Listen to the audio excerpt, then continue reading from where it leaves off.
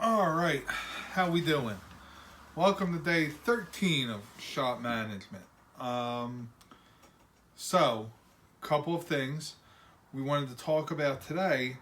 We wanted to talk about the different business types. And I have the iPad out just so that uh, I remember the definitions right. So, basically, there's a couple of different types of business structures. So, the first one we want to talk about is a sole proprietorship. Now, a sole proprietorship is by far, sorry guys,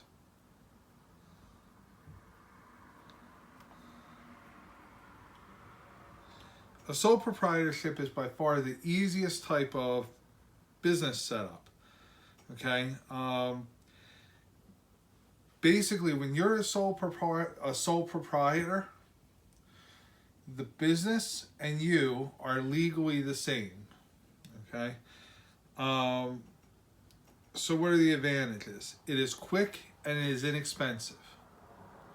Okay, by the way, for those of you who don't know, I'm getting all of this info directly off the Small Business Administration website. So it's easy and inexpensive.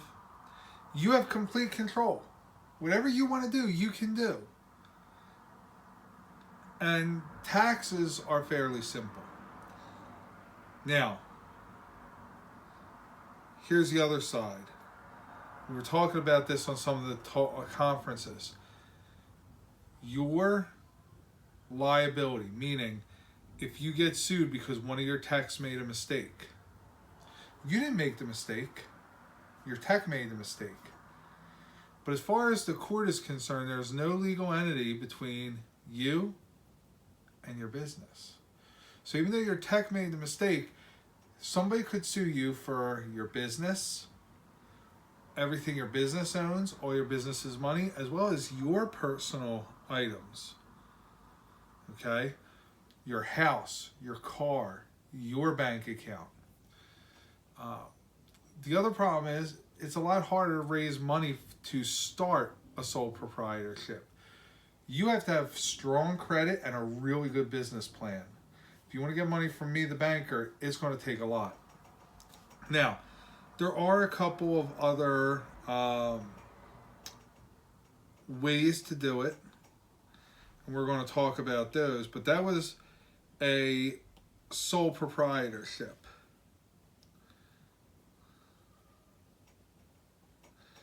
Now, you can also do partnerships. That's two or more people get together and start a business. Okay.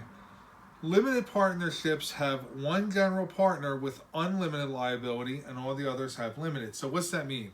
Well, when we talk about liability, think about what we talked about with a sole proprietor. The liability means how much can somebody sue you for? How much of your personal wealth is on the line with this business? See, running and opening and starting a business really isn't that different than going to a casino. It's a gamble, but it's a calculated gamble, and the house doesn't always have to win. You can. What you have to understand, though, is something is going to go wrong at some point. A customer is going to come back and say, you didn't give them what they paid for. You caused this problem. You caused some other bill. How much of yourself are you going to roll the dice on? That you can effectively handle that, talk them off the ledge, fix the problem, and that this isn't going to turn into a lawsuit. Now, let's say you want to start a business with your buddy. Your buddy's all in, but you really don't want to be all in. You might form a limited liability partnership, meaning your buddy, he's going all in. There is no difference between the business and his personal banking account. Now, legally speaking, his benefit is he gets the most money out of the business. He also gets to make the most amount of decision out of the business. But because you're a partner, you do still have some decision making. You still see profit, but you might be limited liability, meaning somebody can't sue you for your personal home. Okay.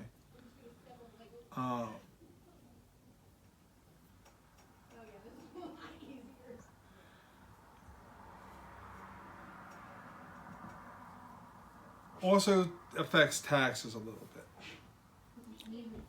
Now, probably the most common setup is an LLC, or a limited liability company. Okay. What that does is basically separates your personal assets, your personal car, your home, your bank account, from the businesses, vehicles, buildings, bank account, property.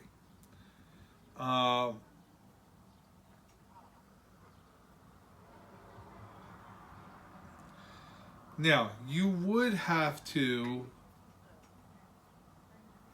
pay a self-employment tax, which is a little bit higher. Okay, because you're not technically paid for by the business. Okay? And in a lot of states, an LLC can only be allowed to live for so long.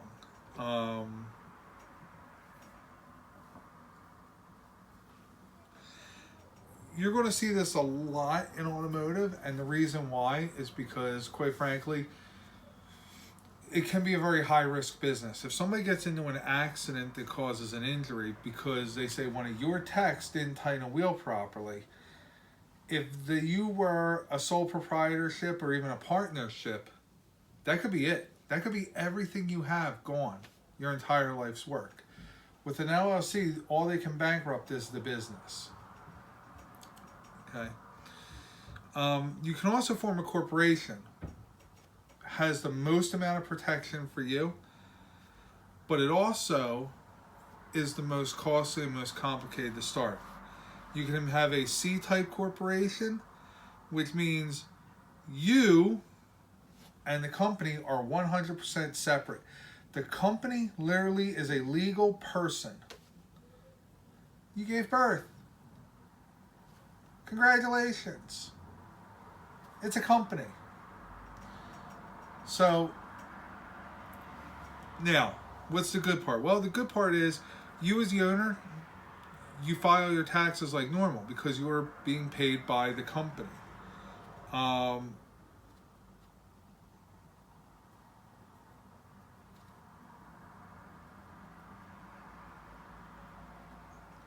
The corporation's going to pay the income tax on its own profit. So what it pays you, it pays you. That's your income tax.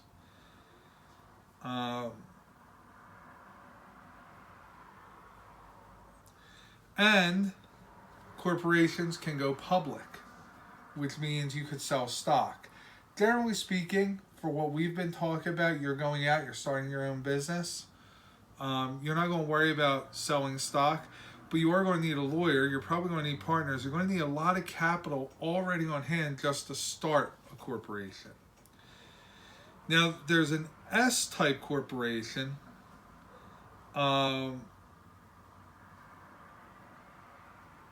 Some profits, some losses can go directly to the owners without being subject to corporate taxes. Okay.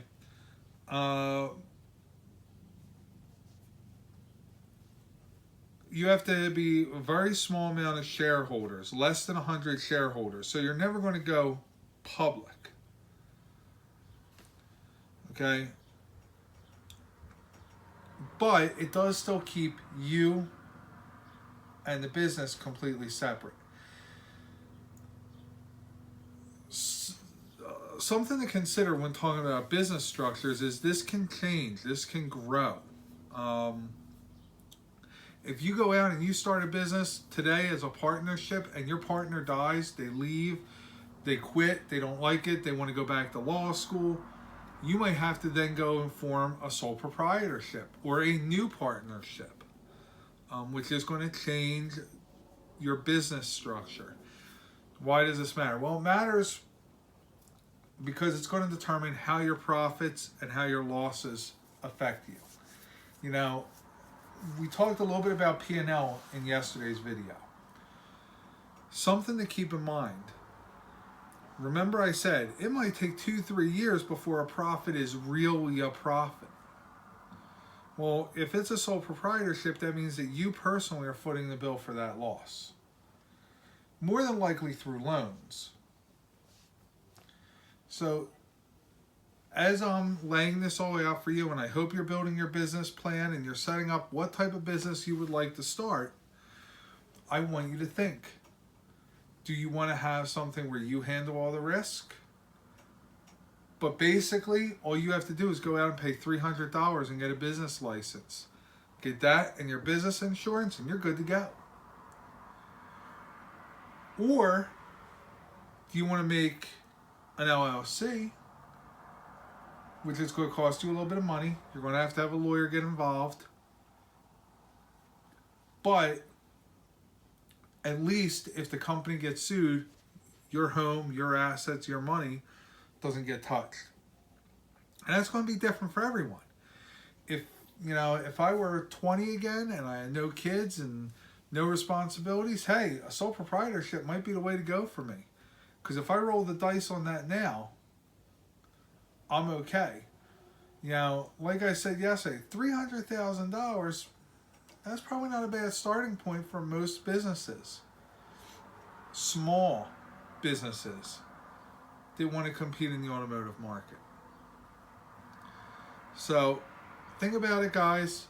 Mull it over. There's those different types of business structures. It basically is a sole proprietorship, a partnership, an LLC, or a corporation. Under corporation, you can have a C-type corp where eventually it's going to grow, it's going to go public, it's going to be huge. It's really complicated, really expensive to set up, but you are completely separate from the company. You've created a new legal person. Or you can have an S-type corp where, yes, you have a new legal person, but you can only ever grow it to a certain size. Once it gets too big, it can't be allowed to be an S-type anymore. So think through your different steps, how that would work. The next video is going to talk a little bit about the hiring, firing. We're going to talk about wage plans again too. But it's worth thinking about the business structures. We've talked about knowing your value system. You need to know your value system before you hire anyone. We talked about profit and loss. You need to understand, maybe use the profit and loss even to kind of figure out how much money you think you need to make. We talked a little bit in the discussion about the size of a shop and how much it costs.